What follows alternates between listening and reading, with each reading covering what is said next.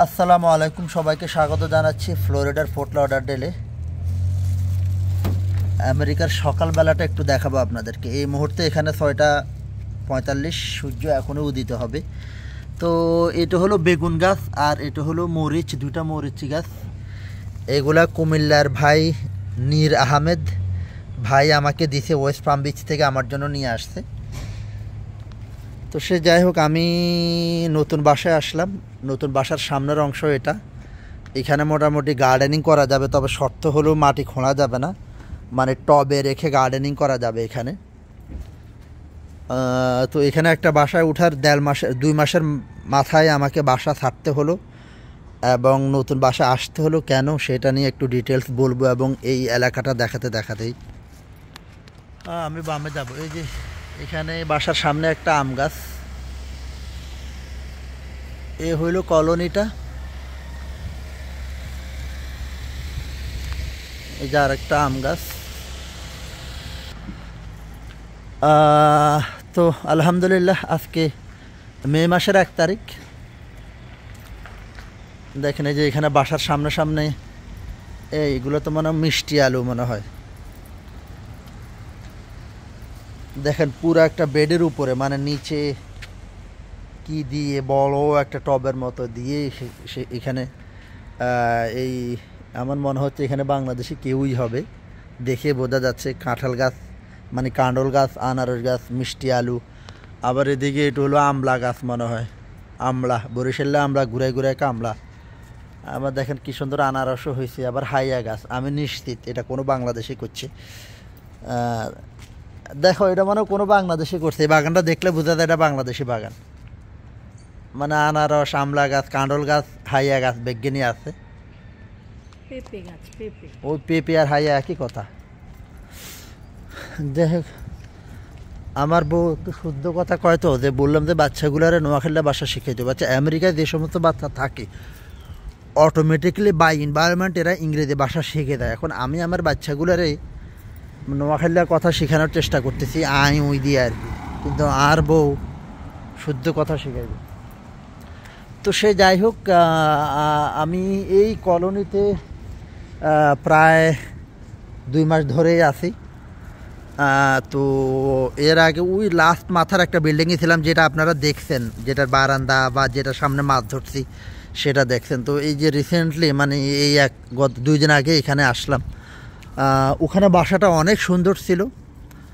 বাসাটা এত সুন্দর ছিল যে বারান্দা থেকে পুরা আমেরিকা দেখা যেত, লেক দেখা যেত, চমৎকার বাতাস, রাতের বেলায় সূর্য দেখা যেত। দুঃখিত, রাতের বেলা চাঁদ দেখা যেত, দিনের বেলায়ও সূর্য দেখা যেত।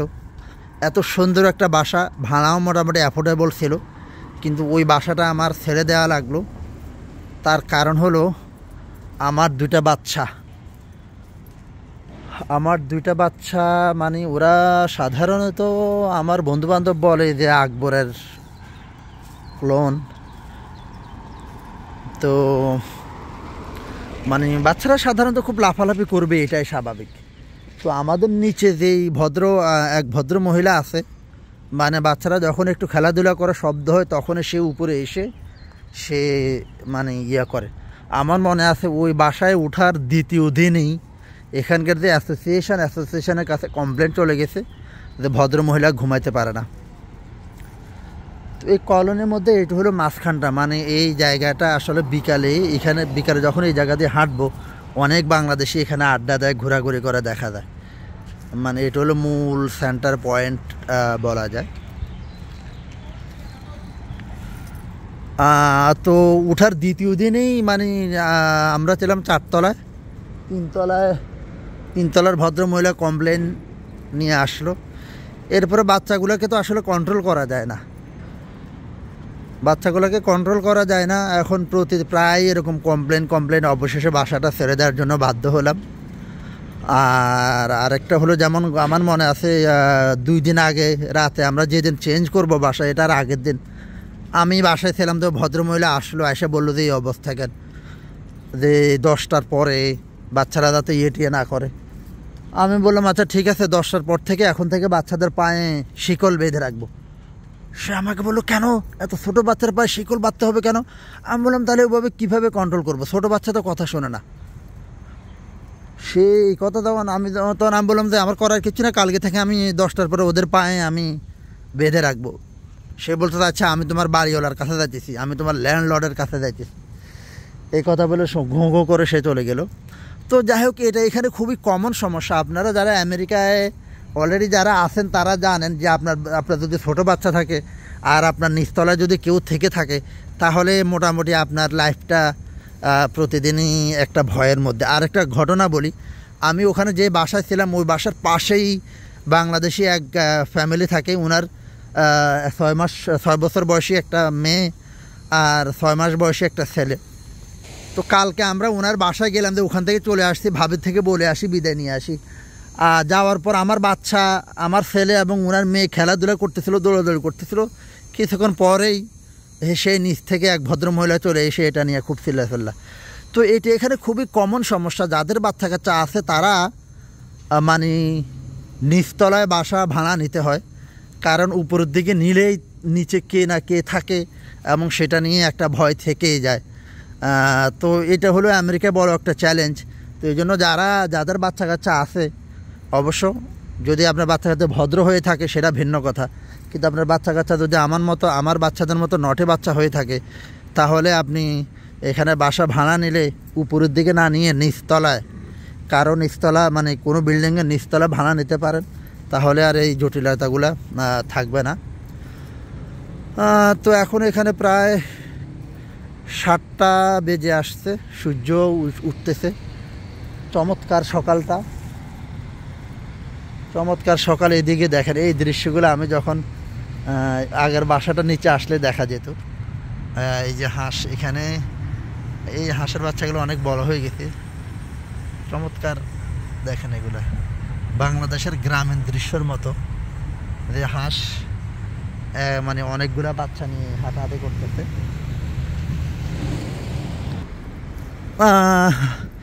এই ম্যাজেস্টিক গার্ডেনে অনেক বাংলাদেশি ফ্যামিলি থাকে, অনেক বাংলাদেশি নিজেদেরই ফ্ল্যাট আছে এখানে। ফ্ল্যাট মোটামুটি আমি যেটা দেখলাম, যেমন এই মুহূর্তেও আমি দেখলাম যে প্রায় 11টা ফ্ল্যাট বিক্রি হবে, এরকম একটা আছে, দেখেন যে আম গাছ।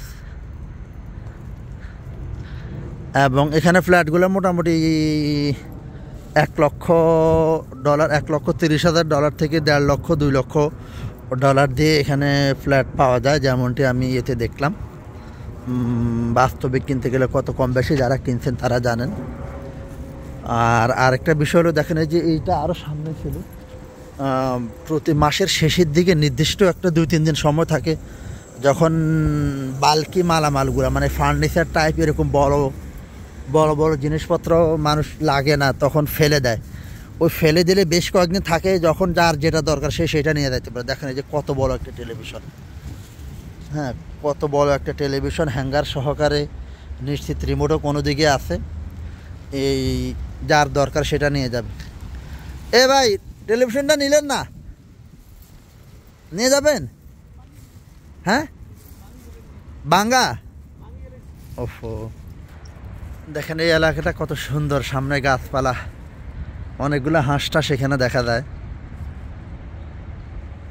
আচ্ছা, টেলিভিশনটা নাকি ভাঙ্গা, ওখানে একটা ছিল, তাহলে ওটা কি নিয়ে গেছে না? তাহলে টেলিভিশন জিনিসটা বেশিক্ষণ থাকে না কেউ নিয়ে যায় সম্ভবত। এই যে আমাদের হানিফ ভাই, মাশাআল্লাহ, সকালবেলা উনি ফজর খুব সকাল উঠেন, ফজর নামাজ পড়েন। আল্লাহ ওনাকে সফলতা দান করুক। তো যে এই জায়গাটা মাছ ধরতাম, ইনশাল্লাহ কালকে আবার মাছ ধরবো এই জায়গাটায়। হানিফ ভাই, আল্লাহ হাফেজ। তো আমি এখন আল্লাহ, ভিডিওটা অনেক বড় হয়ে গেছে। তো সবাই ভালো থাকবেন। কেউ একজন কমেন্টস করলো, বললো যে নাকি এটা নাকি ময়লা পানি, মানে উনি কীভাবে বললো এটা ময়লা পানি? এটা দেখেন পুরো আকাশ বাতাস সব কিছু দেখা যায়, গাছপালা, খুবই ক্লিয়ার পানিগুলো। এবং আমেরিকাতে কোনো জলাশয় ময়লা নাই, আর ওই ভদ্রলোক বলতেছে ময়লা। সে যাই হোক, তো সবাই ভালো থাকবেন। যেমনটি বললাম, আসলে বাচ্চা কাচ্চা নিয়ে আমেরিকায় বাসা ভাড়া, বিশেষ করে উপর দিকে থাকাটা খুব খুবই চ্যালেঞ্জিং। এখানকার মানুষগুলো, আমেরিকান মানুষরা বাচ্চাদের প্রতি ইম্প্যাথেটিক যে একটা জিনিস, এটা নাই। হ্যাঁ, তবে আমি যখন টেনেসিতে ছিলাম আমার সম্বন্ধের বাসা উঠে হলো কাঠের বিল্ডিং ছিল, ধামাধাম শব্দ হতো, বাট নিচে একটা হোয়াইট ফ্যামিলি ছিল, এত জেন্টেল। ওরা 2বার মানে কমপ্লেন দিছে, সমস্যা কমপ্লেন না, ওরা এমন নরমভাবে বলতেছে, মানে জাস্ট বলে যে প্লিজ আমরা একটু অসুস্থ, একটু যদি বাচ্চাগুলোকে, মানে খুবই হার্শ ওয়েতে কখনো তারা কোনো ইয়ে করে নাই।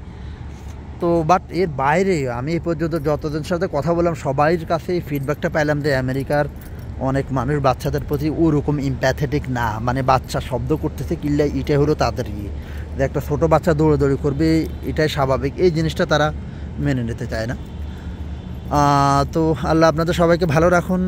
ভিডিওটা শেষ করলাম, দেখা হবে অন্য কোনো ভিডিওতে। বাট আমি এই বাসাটা সত্যি মিস করতেছি। দেখেন কি সুন্দর ভিউ ছিল, ওই যে এই বারান্দাটাতেই ছিলাম, এবং এত সুন্দর বাসা। বাট কি আর করা, এই যে এই দেখছেন আসে যা এখানে আশেগুলা হানিত নামতে দেন, ওইগুলো হানের উর্ফে দিয়ে উড়ে চলে যায়, যে মানে এগুলো হানিত নামতে চায় না, এটা কোনো কথা। হাঁস হানিত নামতে না, ওই যে হাঁসের আর প্রেগনেন্ট হাঁসের মতো মনে হচ্ছে যে প্রেগনেন্ট, এই জন্য ওরকম আনে। আচ্ছা, হাঁস তো প্রেগনেন্ট হয় না।